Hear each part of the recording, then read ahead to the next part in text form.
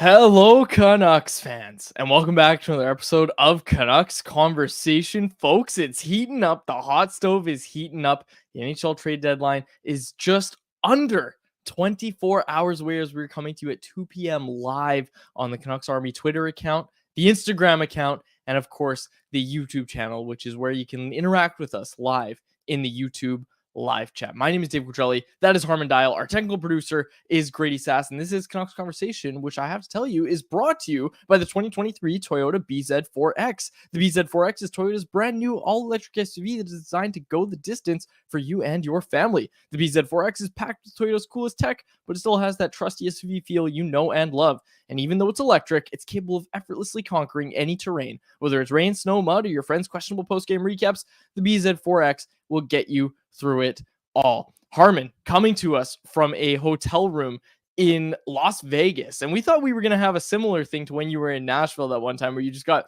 progressively darker and darker as the show went on until we couldn't see you at all. But we appear to have avoided that as we got you to sit by a little bedside lamp there. And it's looking like you got a nice hotel room there.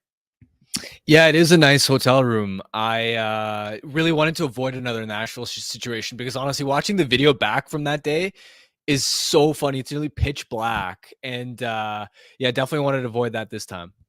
Oh, it's my favorite story of yours on the road, except for the one in New York when someone walked into your hotel room while you were sleeping. Absolutely terrifying. I don't think I could ever come back from that. So kudos to you for still going out on the road and locking your doors. And I'm sure people have heard that story. So we will spare them the details, but I think I gave the most the details they would need to know. Harm, lots of trades going on right now. 6 more trades at the time of this recording on March 7th. On Thursday, we see 6 more trades in the National Hockey League. Trade deadline came a little bit early, it feels like. There were a lot of trades yesterday on March 6th. PJ and I broke most of those down. So we haven't really got your thoughts yet, but let's start in division because we saw a lot of movement. Obviously, the Oilers making their big move with Adam Henrique and Sam Carrick going to Edmonton. They go out and get Troy Stetcher as well today. The Vegas Golden Knights getting Noah Hannafin. Obviously, we know about all the LTIR stuff that Vegas is pulling. And look, we know they're going to do it. We knew they were going to do it. It's happening. I don't want to rehash the discourse. Maybe in anyone else. If people want to get there, anyone else is in about Vegas and LTIR, we'll talk about it then. But I don't want to talk about that specifically. I want to talk about the trades that we've seen in division. Those are the moves that we're going to focus on first. Edmonton and Vegas. Yeah, so let's start with the good news. I don't think Edmonton took a huge step forward. Like, yeah, Henrique's a good player. He's going to shore up their middle six, whether he's playing on the wing or in the third line center position. But if you're giving up a first round pick, not that it's a significant overpayment, but just relative to some of the other middle or top 6 options that they could have targeted, I'm not necessarily like, I don't think Henrique is a massive needle mover. It's not like they went big fish hunting. And for a while, I was thinking that they might add a Jake Gensel, or on the blue line that they might add a Chris Tanev. So they've clearly sort of come a tier below in terms of the type of player that they acquired, which I think is good news for the Canucks. Vegas, on the other hand, is going to be a problem if they get healthy. And that's the other thing to keep in mind is they continue slumping. And I know Jack Eichel only recently got back, but obviously Stone's out right now. Martinez has been out. Hannafin's going to make their blue line when it's healthy really, really lethal. I mean, from 1 to 6, that blue line last year was arguably the best in the NHL. It's not like you look at them and go, oh, they have a bunch of Norris Trophy defensemen, but it's just the depth of it. Like to have McNabb, Theodore as your second pair, and then have Haig, Whitecloud as the third pair. Vegas probably had the best second pair in the NHL and the best third pair in the NHL last year. Now you add a piece like Noah Hannafin. It's just an embarrassment of riches on the back end. And then Mantha as well. I mean, the forward group is basically the same as last year in terms of the top 9, except because they moved out Riley Smith, they were looking for another middle 6 body. Now, Mantha's a different type of player than Smith because Riley Smith is more of a reliable two-way type winger, can play in a checking line role, whereas Mantha's a bit more one-dimensional. He's a scorer. He's got speed. He's got the shot. And he's inconsistent, but he's put up 20 goals this year already. So Vegas is going to be a bit of a problem if they get healthy. Harm, I wanted to ask you this about Vegas, and I have the answer because I had to look it up. But I was trying to think about Vegas and just the way they've built. Like they've taken such an unconventional route to team building. Like they haven't built anything through the draft. They've built value to go make trades through the draft, but that's about it. I was curious. I was going to ask you this question, but I'm not going to put you on the spot because I have the answer now. I went and looked. The most successful pick that Vegas has ever made in the draft. Nick Suzuki. It's Nick Suzuki. I know you would know it on the spot, but it's Nick Suzuki, right? And then it's like Cody Glass. But the point is, none of these players, and Peyton Krebs obviously as well. The point is, none of these players play for Vegas. Like Vegas isn't great because their draft picks have hit so well. Nick Hague, Grady bringing him up in our little private chat here. Nick Hague as well. These guys aren't really like big difference makers for them. It's just that they've managed to build by flipping assets in a timely manner. Like Vegas doesn't really wait around. And I mean, they've been pretty ruthless in the way they do their business. You look at the Nate Schmidt situation where, he didn't think he was going to get moved and he gets traded pretty unexpectedly, but that's just Vegas saying, yeah, this is the best thing for us. And hey, like, I know they're like the most hated team in the NHL now, and for good reason. I get it. And all the LTIR shenanigans. But I was looking at their draft history and I was thinking like, who is their most successful pick? And yes, it is Nick Suzuki. Well, they're always in YOLO mode. Honestly, it's just like we're gonna chase the big star and then deal with it later. And then that's what happens when they trade like Fleury for almost nothing, Pacioretty for almost nothing, Schmidt for almost nothing. They're just like, oh, we'll deal with it in the summer type thing as far as the cap ramifications. And that's the same thing when they added Barbashev, right? It's like, okay, we're exceeding the cap now, and then Barbashev's a great fit. Okay, well, we'll just figure it out. We're gonna trade Smith away. They're ruthless about that. And even the individual trades they've made, like Mark Stone for a second-round pick and Eric Brandstrom, considering they also got him on a long-term extension, that's one of the biggest steals of a trade that we've seen in the NHL in the past handful of years. Even the Hanifin trade now, considering that he's probably going to sign an extension there, they gave up a first-round pick, a prospect essentially. Like that's the meat of the package. And remember that before they made the Mantha trade and the Hanifin trade, they somehow had all of their draft picks in the first 3 rounds for the next 3 years, right? That's the other part of it is typically when a team goes all in, they reach a point like Tampa Bay has this year's deadline, or Florida, where they just don't have a lot of first and second round picks. But Vegas somehow had all their picks. And that's why they're like, okay, well, we got Stone on LTIR now. We've got the cap space and we have the trade chips. Now we can continue to go in. And the other thing to keep in mind with Vegas now is I think they're almost with these moves kind of retooling on the fly and getting younger. And what I mean by that is you bring in Barbashev. He's around 28 or 29 years old. He's a few years younger than Riley Smith. So in a way, it's not just, hey, you added Barbashev for the playoff run, but it allows your forward group now moving forward to be a younger group. Same thing on the back end. Alec Martinez is around 35. He's declined this year. He's going to be a UFA. Makes in and around $5 million. They're probably going to let him walk. Jonathan Marchessault has had a terrific year, but he's 33. Are they really going to step up to the plate and give him a big contract that he's probably going to be looking for in free agency? My guess is probably not. And that's what's interesting to me with these moves is they're also finding a way to get younger. That's the thing. They haven't crushed. I don't want to say they haven't crushed any drafts. They haven't needed the draft. What they did need is an expansion draft that they absolutely crushed. And they're still, and I mean, look, the expansion draft was years ago, so you give them some slack, but like they're just still operating at such a high level. Like since that expansion draft, they just haven't taken any sort of step back. And it's impressive at this point. Like it's impressive. It is. It's absolutely impressive when it comes to asset management and the way they've been able to, like you said, just move off of stuff and replenish it. And then when they say, yeah, we'll deal with it in the offseason, they deal with it, and they deal with it in like the best possible way, evidently, as Vegas is still right there in cup contention mode. Now, this is the thing that I look at when I look at these two trades, Harm, is that the Oilers and Vegas are both, I don't want to say they've made their moves because I still think Vegas might go out and get someone like Jake Gensel. Like I think Vegas still may well be involved in that trade. But I'm looking at it and saying, okay, this is even more motivation for the Canucks to win the West and make sure that they don't, that they don't have to face one of these guys until the second round of the playoffs. Definitely. But yeah, I mean, you want Nashville. right? That's the only, I think, favorable matchup where you're like, thank goodness we got this team.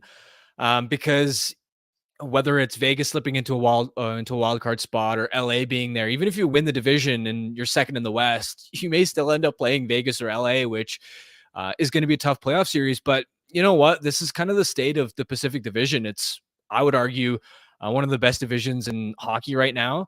You're going to have to go through it. And look, I'd prefer that it was a 1-8 conference format. And that's not just because it's harming the Canucks right now. I felt that for a long time.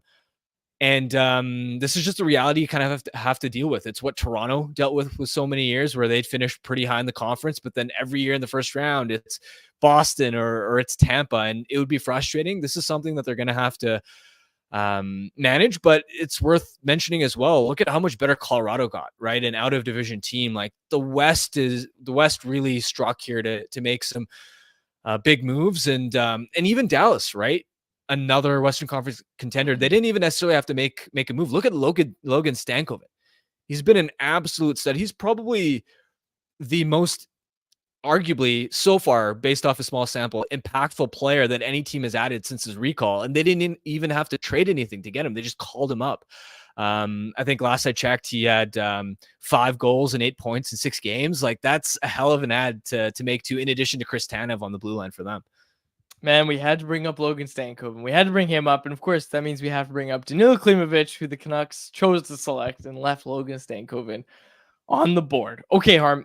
This is another one that's of interest to Canucks fan.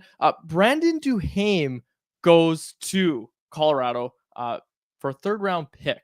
I look at that and say, okay, we knew the Canucks were in on Duhaime. They really like Brandon Duhaime. I feel like this one probably just came down to acquisition costs, and the Canucks were like, you know what? We probably need someone who we know is going to play in our top 6 more than we do at Brandon Duhaime. Absolutely. I'm not losing sleep about that, considering the price Colorado paid. The Avs are in a spot right now where they've really started to rebuild their forward group. I mean, that's a team that I look at and go, they've had a hell of a deadline so far, because Bowen Byram, he's a high upside piece, but he was having a down year, and there's obviously uncertainty with the injury risk. They're already deep on the blue line, so they're like, you know what, let's take an area of strength and replenish our second line center position. I didn't think that they'd be able to tackle and find a bona fide 2C at the deadline, but they get Middlestad, who has been Buffalo's best forward this year. He brings a lot of secondary scoring. I also like Trennan, who they got from Nashville as well. Another big body. Like, he's just a playoff type winger, big bodied, forecheck, little physical, little mean. I really like how much they've deepened their forward group, and then bringing Sean Walker in as well to get off the Johansson contract moving forward. Plus to make sure that, okay, you've lost Byram. Now our blue line's not going to take too much of a step back. I think the Avs have had a genius deadline. We also Anthony Beauvillier get moved again. Anthony Beauvillier going to the Nashville Predators for a 5th round pick. It was originally reported it was a 4th round pick, but I'm reading out it was a 5th. Makes it a little easier to swallow for a Canucks fan, because of course the Canucks traded Beauvillier for a 5th round pick earlier this season. Okay. To get your anyone else's in, folks, we got a lot of people in the YouTube live chat. Grady's going to be keeping us up to tabs on what's going on in the Twitter chats and the Facebook chats.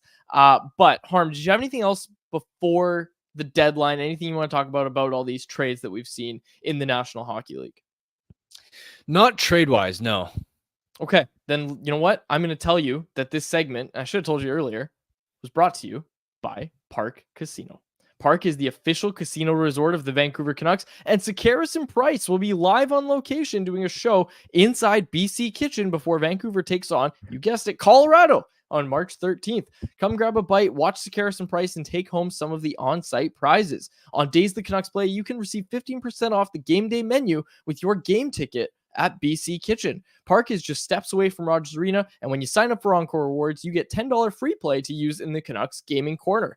Whether it's a game day or just a night out with friends, let Park be your place to play. All right, Harm, Vancouver takes on those Vegas Golden Knights. The Vegas Golden Cheaters was the most clever thing I could come up with, but they're not really cheating with the LTIR thing. Like, it is available to everybody. And I know this isn't what hockey fans want to hear. This is available to everybody, but I also understand from a Canucks fans perspective where you get punished for the Luongo recapture penalty and all that retroactively. yeah, I understand why Canucks fans are maybe a little bit upset about this.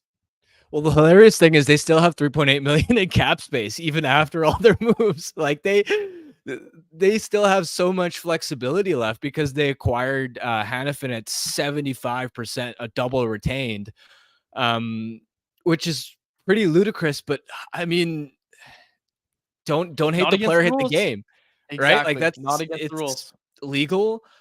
Tampa's done it in the past with Kucherov. The other thing to keep in mind is it's not like he got a little bump and bruise and said, "All right, I'm taking a vacation till the playoffs." It's a lacerated spleen, so it's a legit injury. And you have to also remember that 2 years ago, Stone got injured through the second half of the season. Vegas missed the playoffs, right? So they've had it happen both ways. Where okay, last year it helped them win the cup, the whole LTIR stuff. The year before that, it caused a team that had acquired Jack Eichel and had cup expectations to entirely miss the playoffs. Now, I do understand if Stone comes back game one, round one, they're like, okay, this is suspicious timing for it to happen again and again. And again, right? Like, why not game 79 of the regular season? Or why not?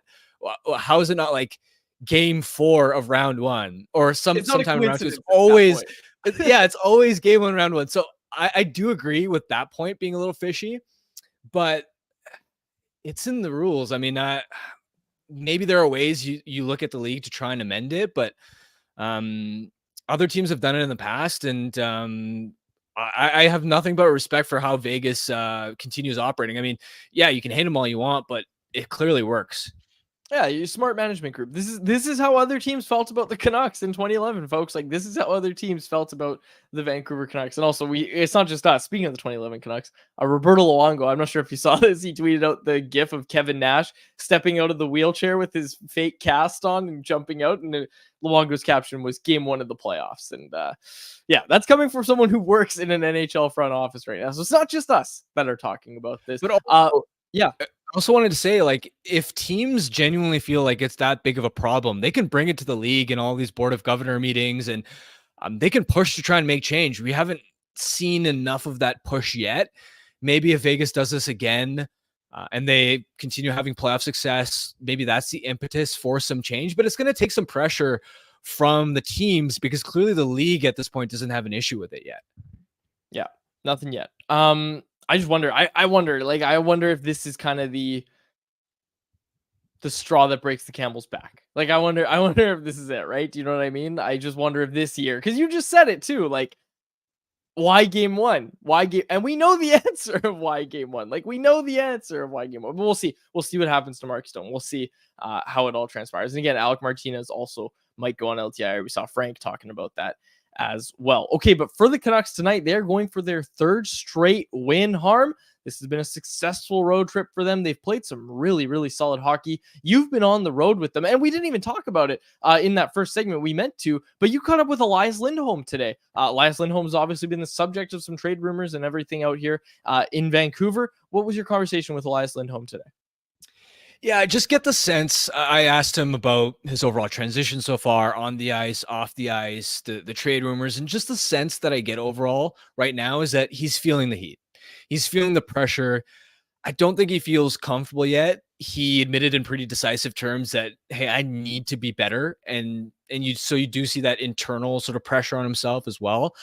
Also say this, both him and the entire team is aware of the rumors of him being back on the block. I mean, at one point, the second question I asked Lindholm was, what's the biggest challenge of being traded in the transition to Vancouver that media and fans may overlook or not fully understand? And a player who overheard the question from Stahl next over piped in and said, starting rumors with a laugh. So I thought that was pretty funny, but Lindholm wasn't really sure what to sort of say or make about the rumors. His reaction sort of amounted to, I'm here and we'll see.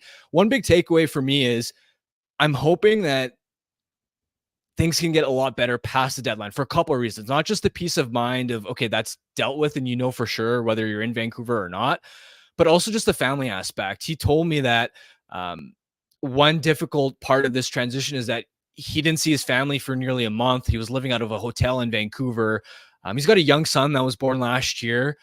They just got to Vancouver recently, so I think he's pretty excited to be able to get back home, settle into his new place, see his family, start feeling more comfortable in that way. And then on the ice side, I chat with him about some of the adjustments. And one thing that he pointed out about Vancouver's system is that it's a lot more free than Calgary in terms of you're free to chase hits, you're free to make plays, you're free to skate. Whereas I think Calgary was very strict, very like follow the style. And you can think about, before this season, what it's like playing Daryl Sutter hockey, right? So I think that's been a notable change. And I think playing wing, he sort of brought up that he was overthinking it a little bit too much, because when you're a winger, your job is to get in on the forecheck a lot more. You don't have as many puck touches, and it's just be a missile, be disruptive. Whereas center, it's a lot more sound positionally.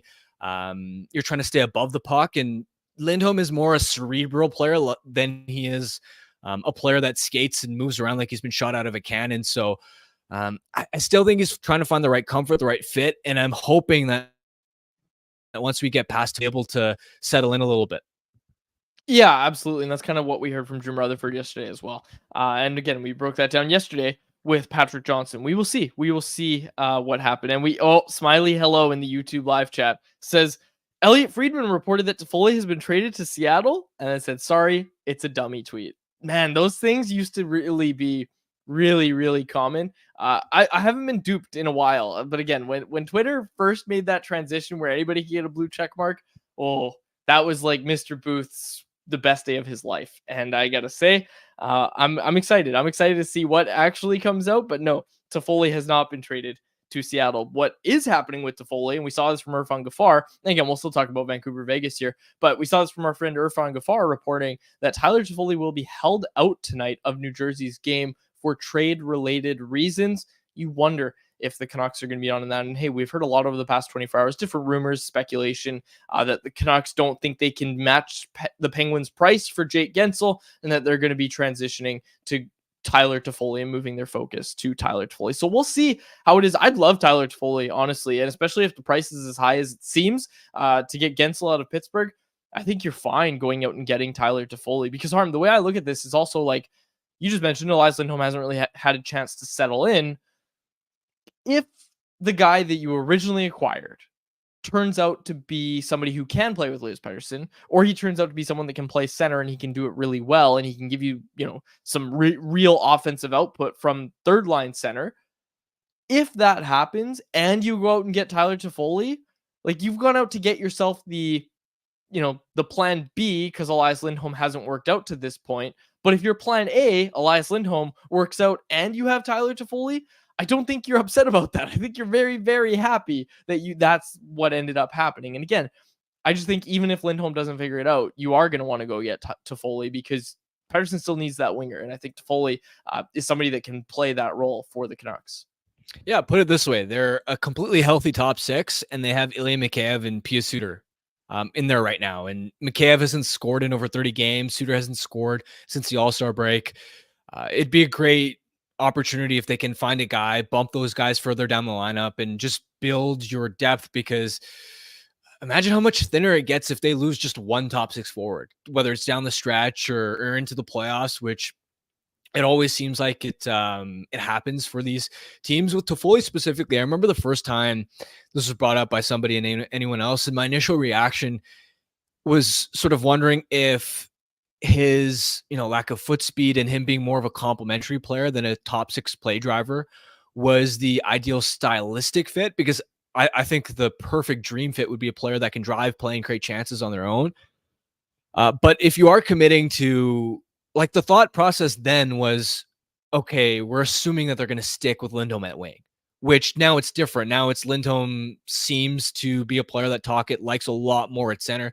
And if you're doing that, then at that point, I'm not as worried about, okay, you're a little slow on the wings, or that you have too many complementary pieces, because that's kind of what Pettersson needs right now. So I'm starting to warm up to the idea of Toffoli. It's just acquisition cost, right? And if it's not Toffoli, for the right price, I wouldn't mind Jason Zucker. Now, Zucker's interesting to me because you watched him last year and he was unbelievable. He scored 27 goals on a second line with Evgeny Malkin. He was fast. He won battles. He was tenacious. He created chances on his own. He made Malkin so much better. And I don't think it's a coincidence that Malkin's game has fallen off without Zucker this year. Now the caveat with Zucker is that he has been injury prone in the past, and that he has taken a bit of a step back this year. I think he's producing at around a half a point per game clip, but that's also why you're going to get him cheaper, right? If Zucker was producing at the same rate that he was last year, then the price for him would be a lot higher. And so for a bang for buck perspective, I think Zucker could be interesting. And of course, Rutherford's going to be familiar with him. He, I believe, originally acquired Zucker from Minnesota. So that's a name that I'm keeping an eye on as well. Yeah, it's an interesting name to keep an eye on. And again, you brought it up, the Penguins connection, right? There's always that Penguins connection if you look hard enough. Okay, anything else you wanted to get to about the game tonight? Obviously, Thatcher Demko starts in goal. We know that from Morning Skate. I think it was Murph that tweeted out same lines tonight. I'm really interested to see how Carson Soucy does. I thought he was phenomenal in his first game back, and I'm just curious if he's going to continue to provide that steadying force. Another thing I'm looking for is if the Canucks are going to be involved in another game that is the opposite of a track meet, because they got into a lot of track meets early in the year. They got into a lot of high scoring games very early in the year. And yes, they were coming out on top of those games, but JT Miller talked about this on this road trip about how they've started to manage to win these low scoring games. And I think that's something that they're going to need to learn to do when it comes to playing in the playoffs, right? This mistake free hockey that they have to play. Like, look, you look at that LA game, the one goal LA scored came off of a pretty bad series of mistakes from the Canucks. I broke it down yesterday. I'm not going to do it again, but like from that point on, the Kings were waiting for the Canucks to make a mistake, and it just never came. Like, if the Canucks made a mistake, it was quickly covered up, which is exactly what Rick Tocchet wants to see his team do. So I'm curious how they stack up against a team that's going to be somebody that they could very, very well meet in the playoffs tonight. Anything that you have before we move on here? Yeah, what you touched on there was a sign of maturity in that LA game. It is going to be interesting to see, because when Vegas is at its best, we know how unbelievably stingy they are defensively. They just pack the slot. They don't give you anything other than looks from the outside. But they've dropped 5 of their last 6 games, and they've been lit up a lot defensively. So I wonder if we get a looser Vegas team, or maybe now that they've made some moves and they got Mantha, especially drawing into the lineup tonight, that maybe that gives them a bit of a spark. But they haven't been very good defensively lately. So this might be an opportunity for the Canucks to break through offensively after a couple of low-scoring wins, and you'll take those as well. But over this stretch as a whole since the All-Star break, I think it has been a little bit of a struggle to turn possession time into high-danger chances, and you hope that this is an opportunity for guys to maybe break through a little bit. Elias Pettersson, for instance, broke through in that LA game with the beauty goal that he scored. Can he follow that up? Is that an opportunity for him to build some confidence, maybe a little bit less pressure on him now that, obviously the extension's done with?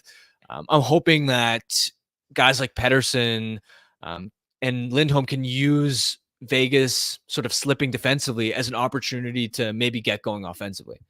Yeah, we'll see. And that's a great time to segue into our Light the Lamp contest, brought to you by 4 Winds Brewing.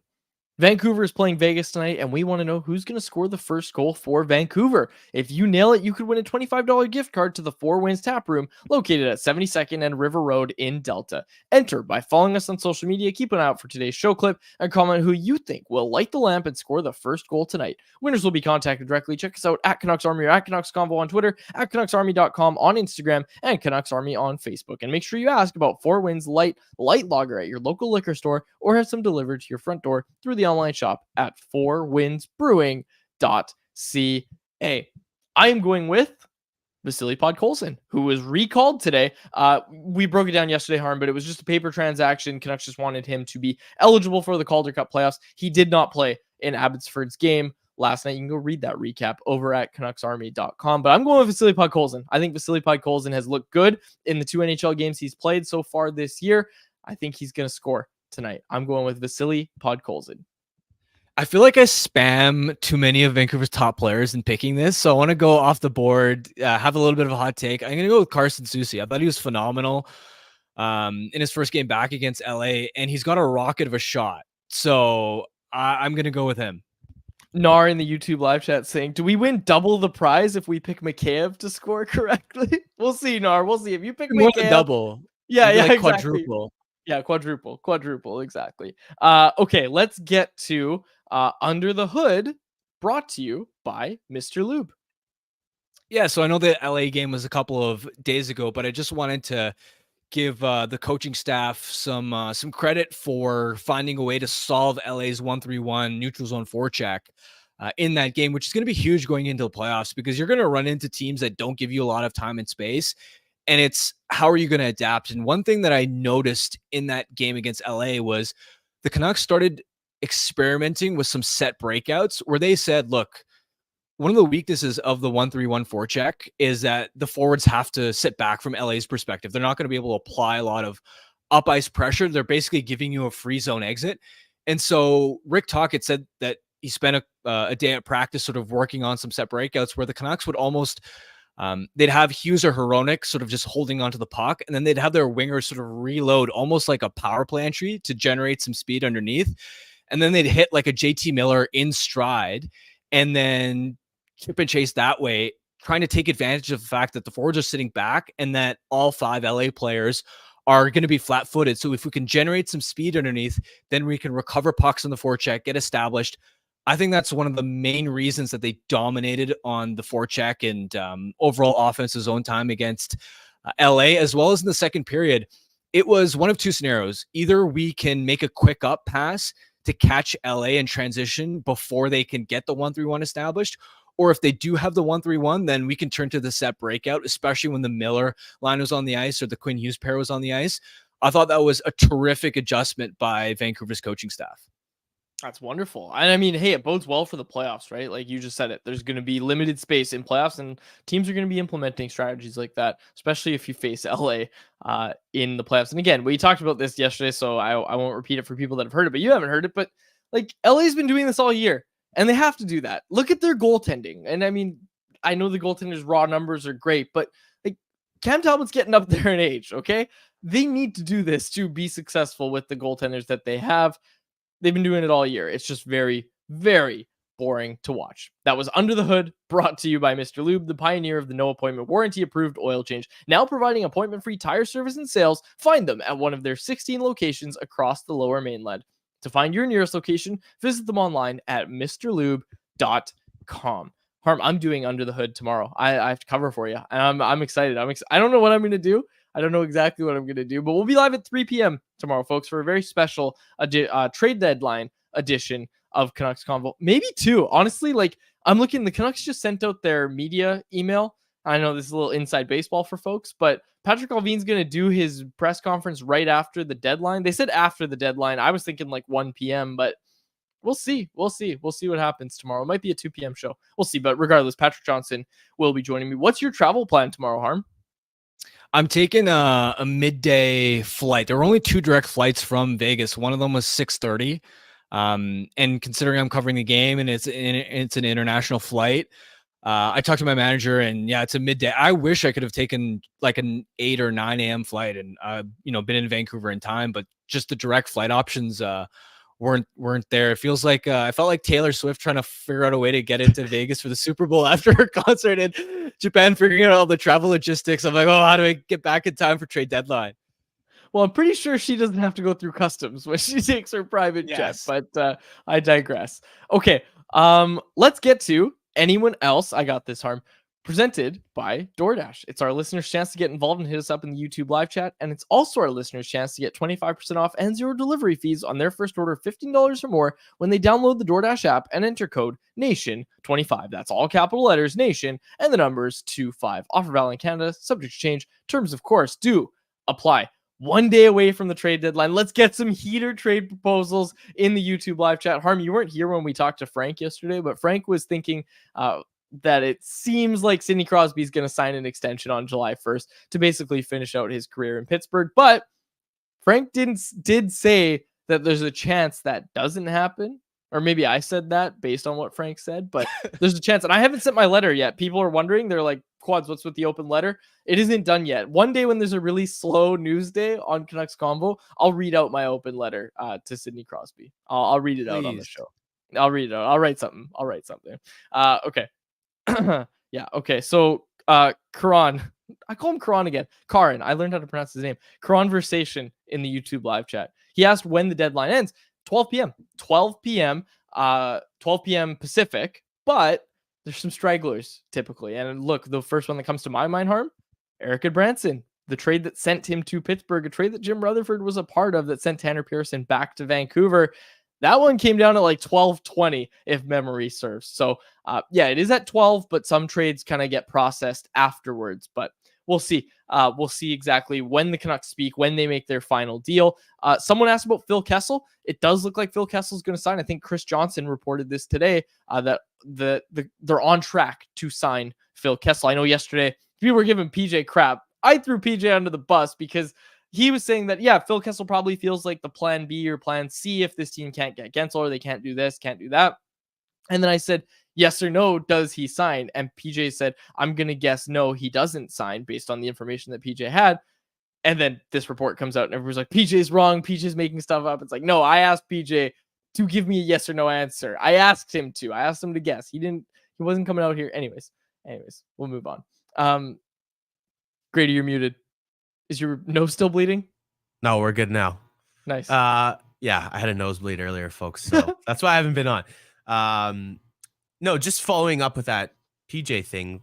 He had a conversation with Jim Rutherford and he was kind of laying it out. Like if they can't accomplish X, Y, Z, then they would resort to Kessel. Now, I think it depends on this, what type of move are they actually going to do? If there was a Gensel and a bottom six guy, then you probably wouldn't need Phil Kessel. If it's more of a Toffoli, Zucker, bottom six guy, is there still room? I think that's remains to be seen. But, he hasn't played in Abbotsford yet, and maybe that's by design. But like you mentioned, Quad, you were asking like a quick yes/no answer. So everyone, exactly. Cool it. It was in anyone else. People want the quick answers. Okay, here's one. Cody's just always stirring it up. That's right. In the YouTube live chat, Cody, because you made the Taylor Swift comparison. Harman taking a flight from the hotel room to the arena later tonight. Oh yeah, I'm not a flight, a helicopter. Actually, I'm going up to the rooftop. They're picking me up straight from the pool and dropping me off right at T-Mobile. That's right. Nothing but the best here at Canucks Conversation.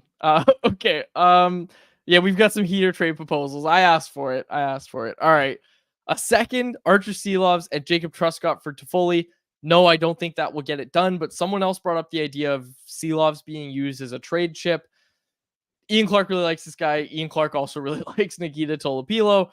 I don't know if the Canucks would move Seelovs. I also just don't know how much value a guy like Seelovs would have. But hey, if New Jersey asks, maybe it takes down the pick. Like if it's actually a guy New Jersey wants, I just don't think the Canucks will be offering up Seelovs in a trade, if that makes sense. But if the logic is New Jersey asks for a goalie, New Jersey wants a young goalie, they want to take a flyer on Seelovs, then maybe if you're the Canucks, if they want him, you can kind of leverage it a little bit to your favor. But no, I don't think the Canucks are out there shopping Seelovs or anything like that.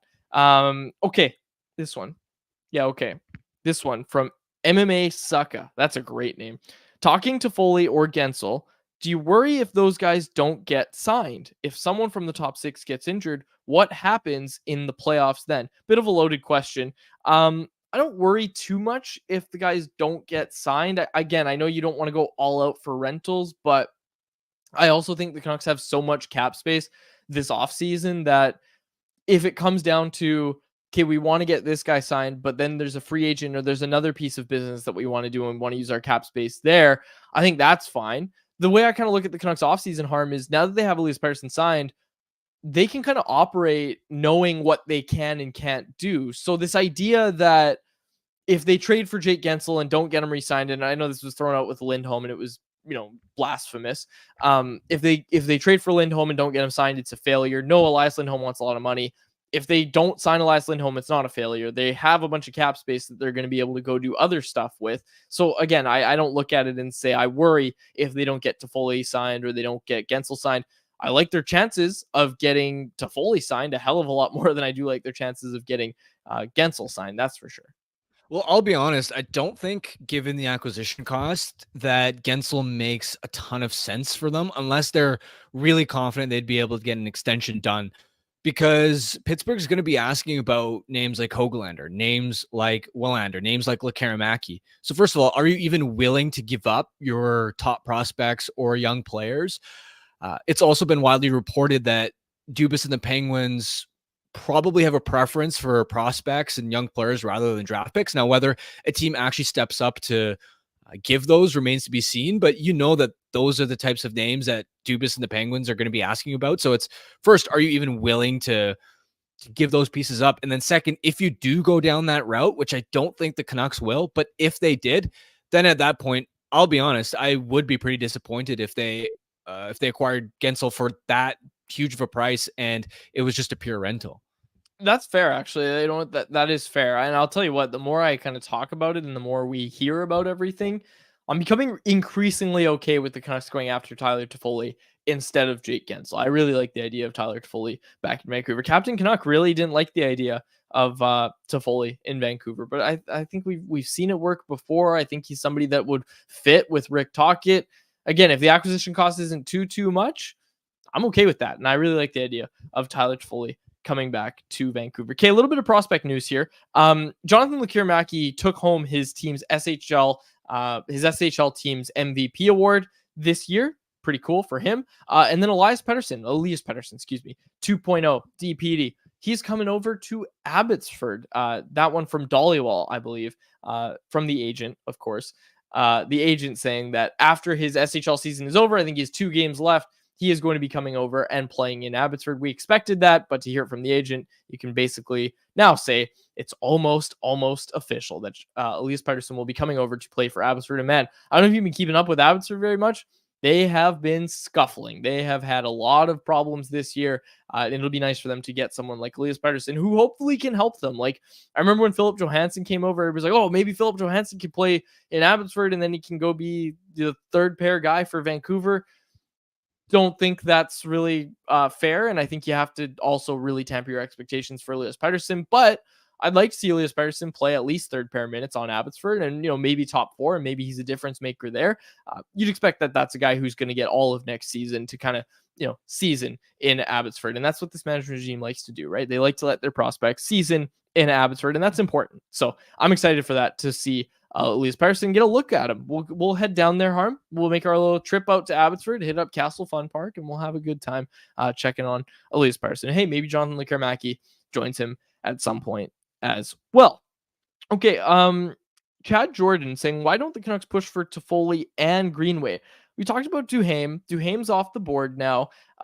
Greenway is a little bit more expensive at $3 million. You'd have to get a little bit creative to fit him under the cap. I also just don't know at this point how much I like the idea of going out and getting Greenway. And I've always kind of looked at it and said the Canucks would get a top 6 and a bottom 6 forward. I'm not sure what they're going to do at this point. I still think they're going to get a top 6 forward. Like, I think you kind of have to look at it and say, if you can get Gensel, you get Toffoli, Zucker, one of those guys. Like, I think one of those guys will be a Canuck by this time tomorrow. I don't know about going out and getting another bottom 6 winger. I especially don't know about Jordan Greenway. Yeah, and especially because he's locked up for next season for $3 million. Let's say he's the type of player that you project on a third line. Then does that all of a sudden mean you're not going to be able to afford or re-sign Dakota Joshua, right? Because that's the type of player that would play a similar role, PK, bigger body, reliable two-way piece. So I get it, right? Greenway is an interesting player, especially when he was in Minnesota. He was part of one of the best shutdown lines in the NHL, but he was also clearly the third wheel on that line with Eriksson Ek and Marcus Foligno. He's a little too inconsistent for my liking. And for as much as he is a huge body and there are times when he's physical, he's inconsistent with that physicality. Like, I remember hearing a lot from his time in Minnesota, where fans just wanted to see him just use his body as a physical menacing tool more often than he had been doing up until that point. So I'm personally not the biggest Greenway fan, and I don't love the fit especially because I don't see him as an optimal fit as a guy who can like slide up the lineup and give you top 6 minutes either. All right, shout out to the 1.7 thousand people, 1,700 people watching us on Twitter right now on the Canucks Army Twitter account. Don't know why our Twitter views have all of a sudden shut up, but I'm in the chat now. So Harm, you're gonna keep an eye. You and Grady keep an eye on the YouTube live chat. I'm in the Twitter chat. I wanna get some anyone else's from the Twitter chat. You know why the numbers are the way they are right now. Canucks Twitter, shout out Canucks Twitter. It's a beast of its own. They're looking for anything. They want all the coverage to fully hype. People are fired up, man. People are refreshing their feeds. So shout out Canucks Twitter. Well, Canucks X. That doesn't really roll off the tongue. No, it doesn't. The same way. And we're not even going to try. We're not even going to try. I still call it Twitter. Yeah, it will always be Twitter. You can't take that from us, Elon. This was a question, and Harm, I'll pose it to you. Luke Kunin might be a gritty bottom 6 option. Cheap, right shot, can play center and wing. Former first-round pick. Once scored 15 goals in 63 games. What do you think about him? How the hell do you pronounce his name? Kunin, I think it might be. It depends on what the acquisition cost is. If I'm having to pay a 3rd-round pick, I'm not doing it. If it's closer to, let's say, a 4th or 5th, I'd consider it. If it's about upgrading upgrading the bottom 6, especially because you can look at him as a player that, maybe he starts in a 4th line role, but then can move up your lineup if injuries strike, because he has experience playing bigger minutes than just a 4th line capacity. I don't hate the idea, honestly. Another thing that happened today, Carolina dumped everybody, or was it Vegas that dumped everybody? Someone dumped. Carolina dumped on waivers a bunch of guys. Another player who was on waivers from Vegas was Tobias Bjornfot, who I once voted for the Lady Byng. He was once my 5th place Lady Byng vote when he had that season in LA. I thought he was great. And he had 70 games in that season, 6 penalty minutes. I give him a Lady Byng vote. I threw him a 5th place vote. But okay, let's be honest, quads. You probably watched him like once, liked his name, and then noticed he had low penalty minutes, high draft pick, and you're like, this is the guy. This is the guy. Look, I did think about it a little more and say the criteria for the Lady Byng, and when I vote for the NHL awards now, I really try to pay really close attention to the criteria. And part of the criteria is playing at a high level. Don't think Tobias Bjornfot was playing at the highest level when I maybe made that vote. But anyways, I digress. He is on waivers, Harm, and I like the idea of the Canucks going out and getting him. Someone in the chat brought it up and said he's better than Mark Friedman. Maybe, but he's also like, can you trust him defensively, right? Because LA waived him. Now he's on waivers again.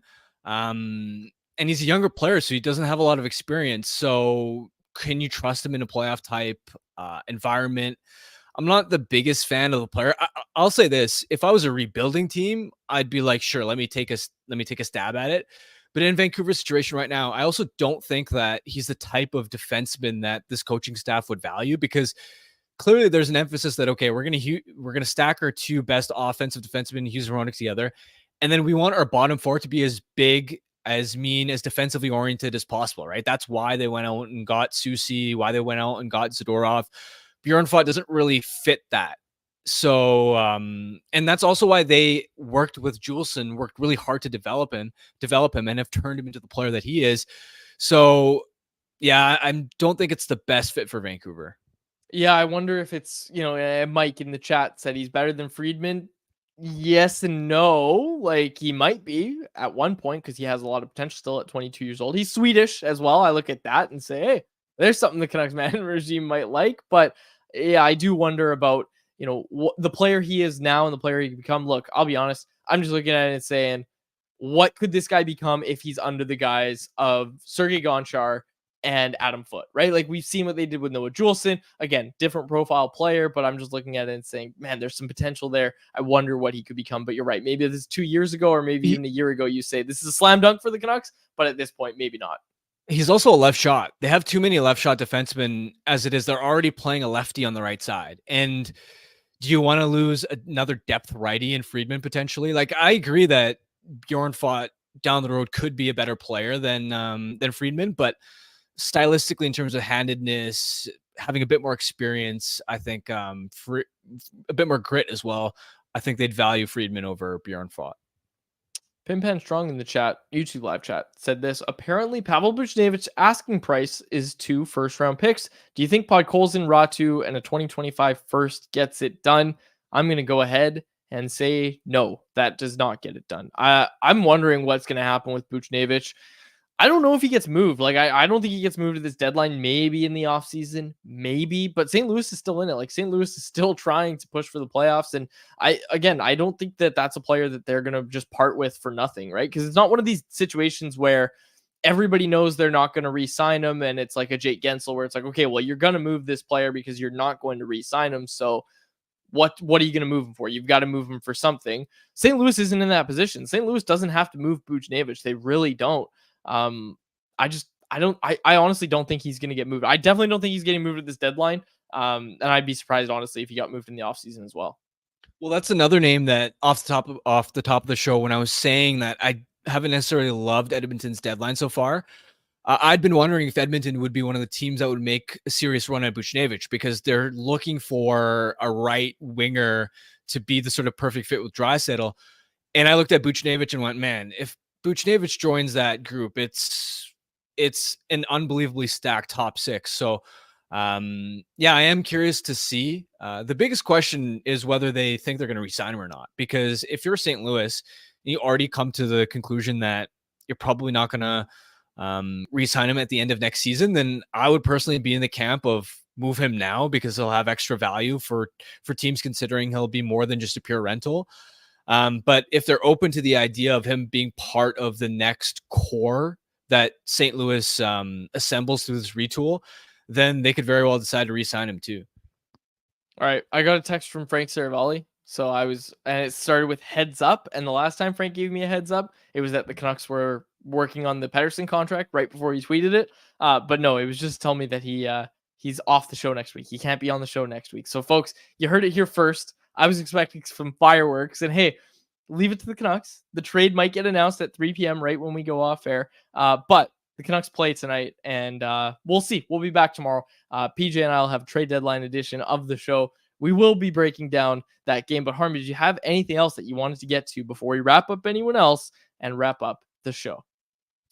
No, that's it. I felt like we covered some good ground. Free Sid Crosby, said Drew Magus, and I couldn't have said it better myself.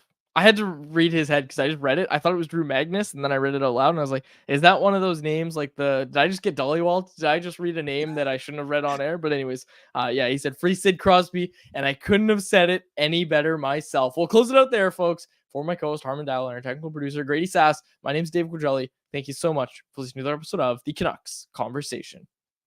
Canucks Conversation with Harman and Quads, brought to you by the Toyota BZ4X. The BZ4X's fresh look is just an added bonus to its range, since you can drive up to 406 kilometers on a single charge. That's enough to get you from Kitsilano to Whistler or Kamloops to Kelowna and back, and still be home in time for the game. Now that's what we'd call electric. The best part, by choosing electric, you can get up to $11,000 in rebates and incentives. The BZ4X are in stock and selling quickly, so make sure to visit shoptoyota.ca or your local Pacific Toyota dealer to get your hands on one. Canucks Conversation is live Monday through Friday, every weekday at 2 p.m. over on the Canucks Army YouTube channel. Make sure you like, subscribe, and interact in the YouTube live chat every day with us, folks.